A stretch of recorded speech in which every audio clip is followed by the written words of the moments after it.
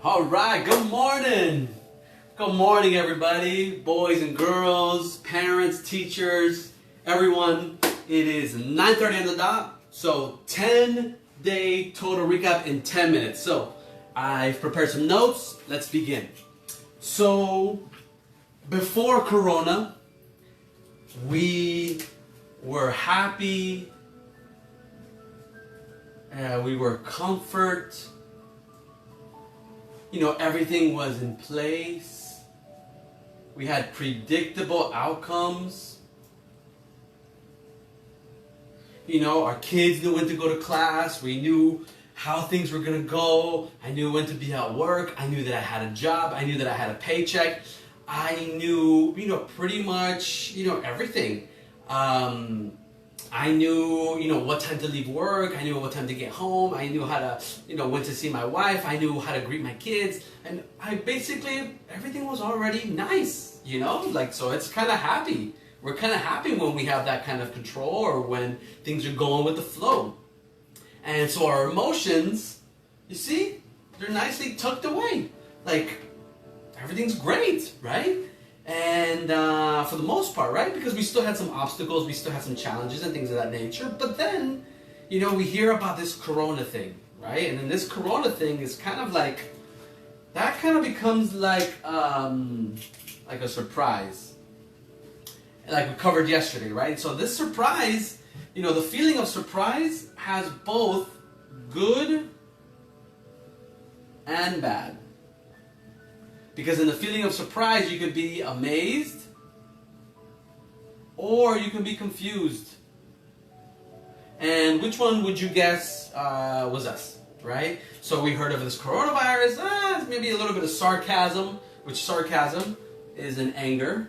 So let's just kind of start talking about, let's start putting things in place. So sarcasm is an anger, that's no big deal. Maybe even some, some hesitation. Because it was like, it's no big deal, but even hesitation is also an anger. Because something is keeping us, right? So there's a resistance, and that it always comes from an angry place. And so but whatever, we're not really going there because we're still here. We're just surprised, confused, and all of a sudden it's just change, right? And now we're having kind of to really start examining what that looks like, and this change is really starting to produce uncertainty. And uncertainty is in the realm of fear. So let's write that down. But look, without this class and without this 10-day recap, you don't even know that this is happening on the inside.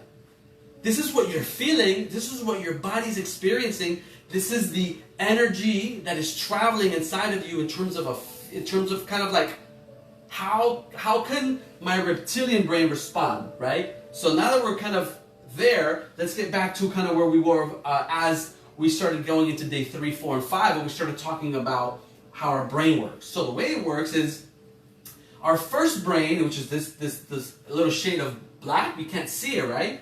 So that's called your reptilian brain. And then this blue shade is called mammalian brain. And mammalian brain is the one that helps you feel. It kind of creates context for that. And then the outside red brain is called neocortex. And this is where the awesome learning comes from, right? So let me paraphrase basically what they are. Reptilian brain is the oldest brain that we have. It is a stimulus response brain. Its only goal is survival. So it's threat, no threat, death, no death. It's not even conscious of itself. It's not even aware. Where your awareness comes from what the reptilian signals send out, which the signals are always about survival, your mammalian brain, which kind of evolved around the same time, started giving us context for what we were going through. And the blue brain, the mammalian brain, gives us, it governs our emotion and our motivational systems, our learning, short-term memory, because learning takes place when we kind of feel what we're going through, right? So there's a lot of learning there. So even if we're not learning, we're learning. And it's our body's response to danger, right? So the mammalian brain kind of helps the reptilian brain discern or decide, right? But remember, none of us really know that this is happening, so how can we make good decisions from unexamined emotions? Do you see the concern here, right? So we have to look at it because this is where everything comes from. And so the limbic system, which is also connected to the mammalian brain, has your stem that goes all the way down to your spine. And so sometimes when you're feeling things and you don't know it, you also feel it in your body, right? And this is really fight, flight, freeze, or faint.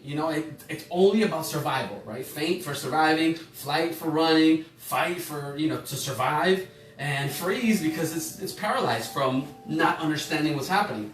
And the mammalian brain also governs the social emotions, the maternal nurturance, the anger, the frustration. It has context for that, but it's not all the way aware, right? It says context of the 6 core feelings like joy, surprise, fear, anger, disgust, and sadness, but it doesn't know them very well, right? Because we haven't had to know them very well. Now that change is coming quicker, we're having to change quicker on the outside, and we need tools for this change because, we need tools, right? We need things so we can solve problems, right? And there's nothing wrong with that. We just have to know what we need now to solve these new emotional problems. Does that make sense? And so the neocortex, which is the red brain here, which is about class 3, 4, and 5, this is the quality brain that determines our quality of experience. The quality, you see, now we're getting into the different details, quality, right? And so it gives us the ability to compare this with that and fathom ideas. It gives us our ability to change, right? It actually tells us this is a problem. I can solve this problem if I can understand it. So the way that looks like in your brain is, this is brain, corona comes, surprise, all of a sudden this reptilian brain starts sending signals. Are we gonna die or are we not gonna die? Are we gonna die or are we not gonna die? Right? And here it is, right? So here comes the message, from the outside. So let's from the outside we'll make it black. From the outside. So a new message about the details and the number of deaths. A new message about am I gonna be able to get my kids to school? A new message about uncertainty of is this thing gonna affect us? Am I gonna hurt from this? We're at 9:37, so I got a few more minutes. New message, and these new messages, again, the reptilian brain has to be able to decide if it's a threat or not. And so it's sending the messages out to the mammalian brain and to the neocortex brain looking for answers. And the answers that we have is joy, surprise, fear, anger, disgust, and sadness. And most of us don't even have those in the top 6 of our head. So what happens is that it becomes very difficult for us to now, be able to even think. Because literally, there are so many messages coming to us from the outside. This new change, more deaths, more uncertainty. What am I going to do about my job? And what's my wife telling me about my kids? And how are they going to? And then meanwhile, as they come in, the reptilian brain is like, is this life or death? Is this life or death? Is this life or death? Is this life or death? Sending the messages to your mammalian and neocortex brain. Meanwhile, you're feeling all of these feelings. All of this emotional energy is traveling up and down, up and down, up and down, up and down. It's traveling. It's because you're feeling it, right? There's a reason why we're feeling these things. And so this perception of everything that's happening makes us very strange, right? And so it's emotional overwhelm, and now because of this overload from all of these sensory input, and we don't have these tools. Remember, I'm sharing these tools with you and how to use them so that once I start giving everybody books and start sending all the digital copies, then we can do this together. But you have to understand what's happening and how you're receiving it so that when we do it, you can understand why it's so important that we now adapt these new tools into what we, how we use our neocortex brain. Because it is the job of the neocortex brain, of the red brain, to actually send signals back to say, oh, reptilian brain, I'm going to be fine. Or reptilian brain, I know that you're concerned with life and death, but let me tell you what you're experiencing, because I know at the end of the day, you just want peace. The reptilian brain just wants peace. It wants to know it's safe. That's it.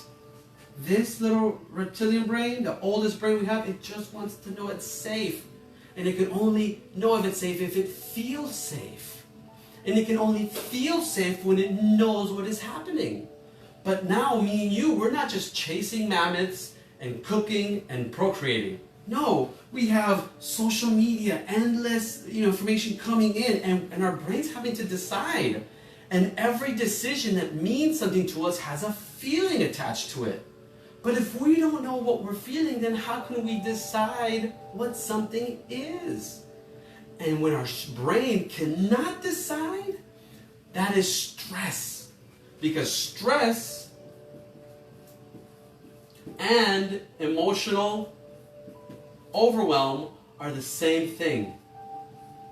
Stress and emotional overwhelm, because basically it's your brain's inability to understand what it's feeling, right? So I know this is supposed to be 10 minutes, and I'm at 9:41. I'll have to do a part 2.